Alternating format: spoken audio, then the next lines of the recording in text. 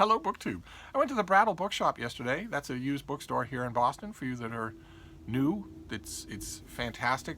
High turnover of stock, big sale lot next to the outside, next to the shop.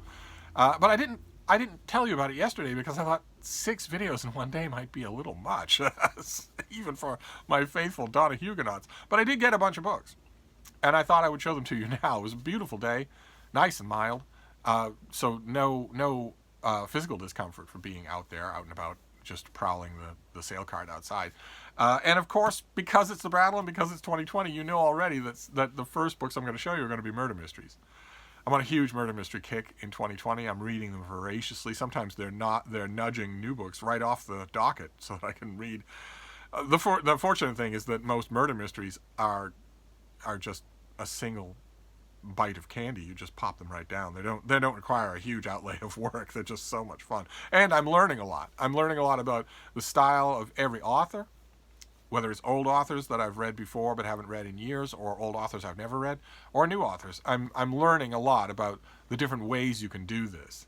And I did get some murder mysteries. I got 3 murder mysteries, 2 paperbacks and a hardcover.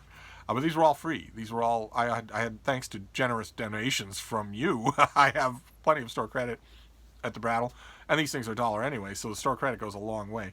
And this first one is by Margaret York. I think in 2020 I've shown you one of hers. I think I've had one of hers. She was a prolific Golden Age murder mystery writer, and this one is Grave Matters. Very nice, subdued cover. There is a thatched cottage, and this is a Patrick Grant mystery.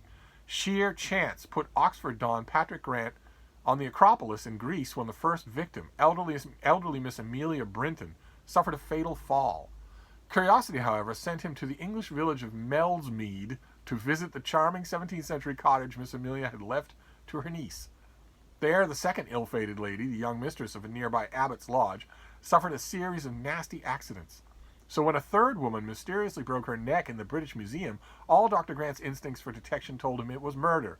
Now it would take his special investigative abilities to discover why a volume of Cicero was missing, who put poison in a pie, and what dark motives would push a killer to strike again. So this is Margaret York. These Patrick Grant mysteries are him as a private, an amateur, who's not empowered by the police in any way. He's just good at this sort of thing. And I like the brooding cover. So that was one, and then this next one is something I've been tempted to do. This is a Penguin mass market murder mystery, and I'm flying blind with a lot of these choices. There's so many murder mystery authors, so many. For every one who's famous, like Margaret York, but also megawatts more famous than her. For every one of those, there are 50, 60, 100 who had a long string of murder mysteries, or only 1 or 2 who I'd never heard of. And I've been tempted to just get Penguin Classic mass market paperbacks and just trust to, editing oversight rather than the author. I don't know this author at all. I got this one just because it was right there and it was free. So the author is Sheila Radley. This is an Inspector Quantrill mystery, and it's The Quiet Road to Death. That's the name of the murder mystery, and the cover initially put me off.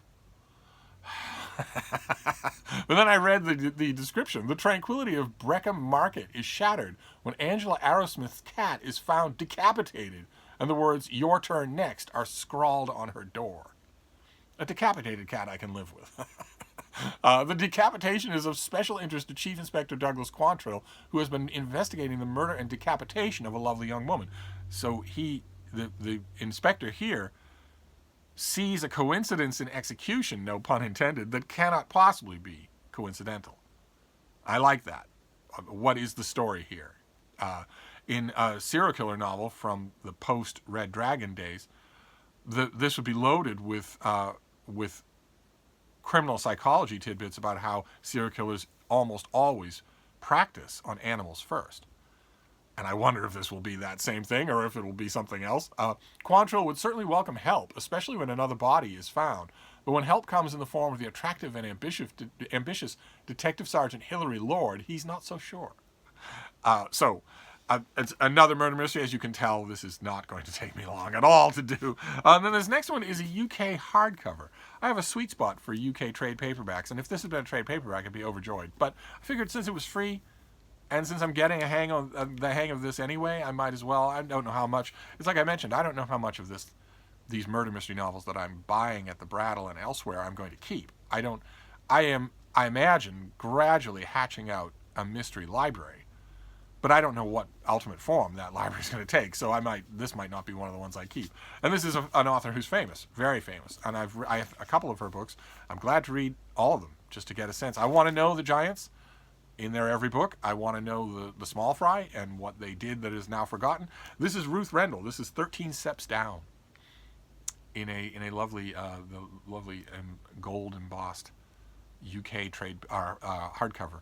And this is, let's see here, Max Cellini, which he pronounces with an S rather than a C. Oh, Cellini then, sorry. Is superstitious about the number 13 and has always felt dogged by ill luck. In St. Blaise's house, where he lives, there are 13 steps down to the landing below his rooms, which he keeps spick and span in marked contrast to the rest of the place. His landlady, Gwendolyn Chaucer, Chawcer, was born there and lives her life almost exclusively through her library, blind to the neglect and decay around her. The Notting Hill neighborhood has changed radically over the last 50 years, and 10 Rillington Place, where the notorious John Christie committed a series of foul murders, has been torn down. Mix is obsessed with the life of Christie, and his small library is composed entirely of books on the subject. He has also developed a passion for a beautiful model who lives nearby, a woman who would not look at him twice. Both landlady and lodger inhabit weird worlds of their own, but when reality intrudes into Mix's life, a long pent-up violence explodes. Sounds like they both live lives connected with books. So this is, those of you who are Ruth Rendell fans will know this book, of course. I don't remember even what the American version of this book looked like. This is from 2004. I grabbed these because they were out on the dollar carts, and I had a ton of credit. So I will gobble down any mysteries, and then I will let things sort out. Around the middle of the year, I'll start sorting these things out systematically. But right now, I'm just hoovering up anything I find. But I found a bunch of other books as well, including some more mass markets. Mass market paperbacks. I'm mostly doing murder mysteries, old science fiction. But otherwise, I've come to prefer trade paperbacks or hardcovers. But I got a bunch of mass markets, and I don't regret it. I still read and enjoy mass markets if that's what it takes. And this one is brand new. Brand new condition. It's from 1953, but it's in brand new condition, and it's going to be full of stuff that I'm going to love. It's going to take no time at all to read. This is the second collection, the second Bantam collection of the Saturday Review. Where look at this thing, it's just in perfect condition. Where the editor would put together snippets from the periodical, the Saturday Review. I'm not even sure if the Saturday Review is still published. Once upon a time, it was an absolute haymaker of a tastemaker in America. But paid well and had millions of readers, but I don't know if it even exists anymore. And this has all sorts of things that sound interesting. They're grouped under categories: ideas, then letter to the editor, then people. There's a piece by Arthur Schlesinger on Whittaker Chambers, and there's a piece by E.C. Aswell called "Thomas Wolfe Did Not Kill Maxwell Perkins." These are things that you're not going to see them unless two things. Either you are already exhaustively familiar with everything the Saturday Review has ever published, or two, if the author goes on to achieve fame enough to have even these things reprinted. Like, for instance, Bertrand Russell is in here with a piece called "The Next 80 Years." He's famous enough so that I'm sure that's been reprinted elsewhere. So same thing with Schlesinger. But most of these people, no. Most of these people, this is where you're going to find it if you find it at all. Then there's one on the world. There's one on editorial. There's one on books. In which the two pieces in the books section are Harold Strauss writes a piece called "The Illiterate American Writer." Can't wait to read it. And Henry Steele Commager writes "When Majors Wrote for Minors," and a bunch of other stuff here too. It's just a collection of those sorts of things from the Saturday Review. The Saturday Review specialized in general interest, thought-provoking stuff, much like the American Scholar does today. And so when I saw this, I grabbed it. And if somebody unloaded number 2, I guarantee you they unloaded all the others. So maybe more of these will pop up in the sale lot, and I'll grab a few more of them. Because talk about a palate cleanser. They're perfect for that. Then this next one is, it's a mass market. It's a mass market of a book that I have as a hardcover. The mass market has been sunned faded so that you can't read what it is on the cover, but I already know what it is. I recognize it. I've sold it and owned it a million times, and I love it. And I thought having a mass market copy that I can just stuff in my bag, a beater copy, as it were, for free, is not something I'm going to pass up. This is unknown. You know the author is Philip Magnus, and if you know the book from having seen it a million times, you'll know that it's his biography of Edward VII, and it's great. It is the best biography of this king. It's exhaustive and affectionate, but not it doesn't pull any punches. I think it's great, and so I got myself a double copy, which I'll put out on the. I have a royalty bookcase, and I will put it out there, in a nook in that bookcase as just an obvious double. And then the next two mass markets that I got bring a huge smile to my face. Once upon a time, there was a collection, a big hardcover collection of all of these little novels, all these little story collections together. I would love to find that again. I've only ever had it once, and I gave it away. But I'll take these little Dell paperbacks in the meantime. This first one is a pocketbook, and this is the first one, The Little World of Don Camilo by Giovanni Guareschi. And these are stories about a small town priest and who is Don Camilo, and his arch nemesis, who is often the mayor, Peponi. And Don Camilo fights for what's right, but he is an old-style, two-fisted priest, and he and Peponi often come to blows, and they're constantly scheming against each other, and yet they are friendly enemies, if you know what I mean. And all throughout the books, when Don Camilo is stepping over the line, when he's not showing Christian meekness, when he's not turning the other cheek, all throughout the books, when he's alone in his church, he's arguing not with Peponi, but with Jesus. Jesus is constantly reprimanding Don Camilo for not being Christ-like enough. and they are wonderful. These stories are absolutely wonderful. Just wonderful. And I found The Little World of Don Camilo, which is the first one, and I found Don Camilo's Dilemma. There are a couple of others, but the only one that I have this, The Little World of Don Camilo, somewhere here in some other form. These I will grab whenever I see them in any format, because I would really like to have them all in one big volume. Or a Penguin Classic of Don Camilo would be great. That would also be absolutely fantastic. Because millions and millions of people have loved these books, which isn't true of a lot of the books that Penguin immortalizes. So. But one way or another, I grabbed these, and I do strongly recommend Don Camilo. If you haven't read, especially if you're a believing Christian, you're going to love it. You're absolutely going to love it. Then these next two books are trade paperback fiction. I don't usually go in for fiction much when I'm in a used bookstore. But these are two older novels, both from, I think, the 80s. Let's see. See if we can find that out. Yeah, the first one is from 1980, and the second one is from 1975. So relatively in the same time period. I fell in love with them both when they first came out, and I love them still. And when I found them for $1 a piece at the Brattle yesterday, I wasn't completely sure that I had either one of them at the moment, because I give them away. They're just surefire to win. If you like fiction, they're surefire to win. So I grabbed them both. The first one is Waiting for the Barbarians by J.M. Coetzee. This is what I consider to be his greatest novel. A thin thing, and this thing has seen better days. I don't know if you can tell. It's kind of warped and waterlogged. It's just fine for reading, and I haven't checked yet. I've had it here for a day now. I haven't checked to see if I already have a copy somewhere. I think I do, of both of these. The other one is Far Tortuga by Peter Mathiasson, which is the book is oddly formatted, and this book preserves the formatting. You have the sigils everywhere, in addition to the one-sentence paragraphs and the odd breaks and whatnot. That's the typography is part of the book here. But this is great. Again, I think it's his best book. And I fell in love with it when I first read it. And again, I think whenever I get it, I give it away. And this one is also, this is not exactly waterlogged, but it's seen better days. They both have. Perfectly readable. But a placeholder, because I'm not sure that I have a copy of Far Tortuga otherwise, and I definitely want it. Then this next one brought a big smile to my face. This is a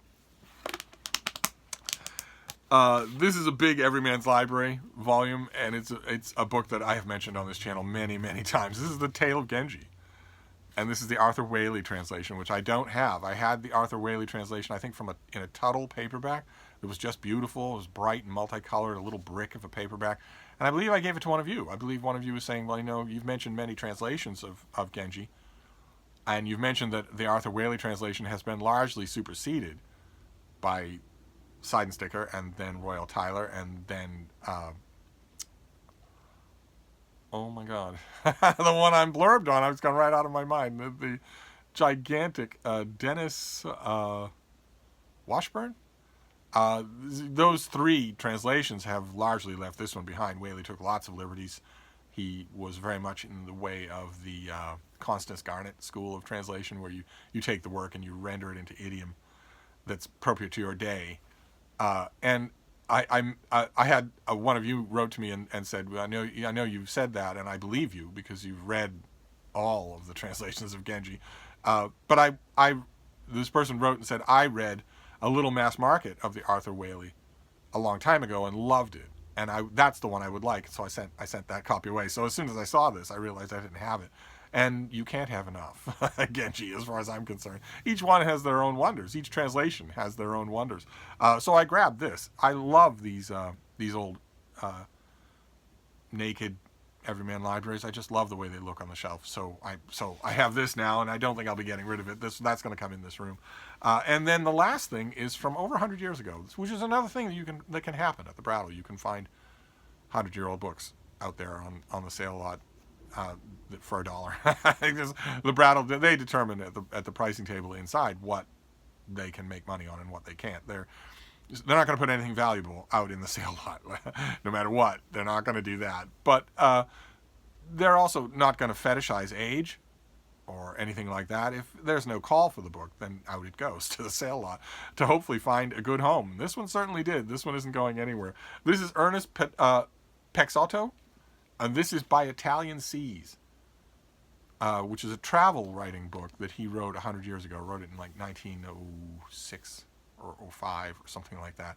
That was composed of sketches that he had largely done for, I think, Scribner's, which is another one of those, like the Saturday Review. It was once upon a time a magazine that ruled the whole world, the whole Western world, and that I don't think exists anymore. But he wrote travel sketches about Italy and the Amalfi Coast and the Venice, of course, and all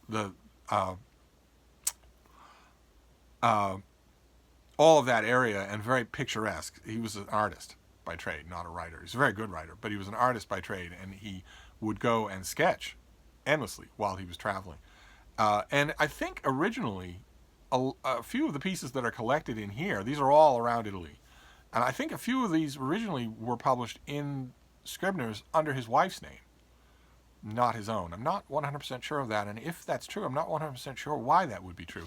But one way or another, he does the illustrations for this book himself, all throughout. It's lavishly illustrated, and some of them, he had genuine talent. He did a lot of illustrations, a lot of them. There's a volume that he did that he illustrated that I wish was back in print. It might be collectible for all I know. He did.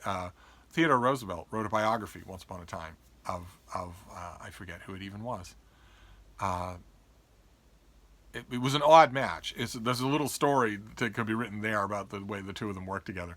But Peixoto did the illustrations for that biography, and I bet the first issue of that biography is collectible now. But I don't care what edition it is. I just wish a copy would show up, because that would be fun. But this is I read not this. I read another work of travel writing that he did. I think it was later than this one, and loved it. So, and this is just more of the same. So this was $1, and it was something that I'll gladly take a gamble on, because I know that I already kind of like this author's writing style.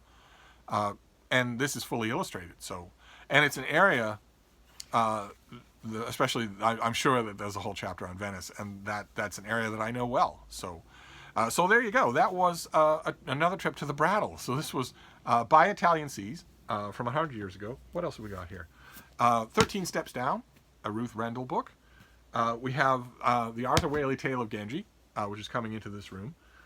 We have Far Tortuga, and Waiting for the Barbarians, two great novels from 40 years ago. We have Philip Magnus's biography of Edward VII, one of my favorite English monarchs. And then we have some more mass markets. We have two Don Camilo books that I will gobble right down. We have two murder mysteries, Margaret York and A Decapitated Cat. And we have a selection from the Saturday Review. This is number 2 from a long, long time ago. And that was yet another Brattle trip. The only thing I'm not showing you, I think, 4 books that I got for you, that I got as presents that I'm going to put in the mail. So I don't want to spoil the surprise in case the recipient is watching. But that was another Brattle trip. I think that rain is on the way, so I don't know that I'll be going back to the Brattle this week. But we shall see. If I do, you'll be the first to know. So I'll wrap this up, but I'll see you soon. Thank you, BookTube.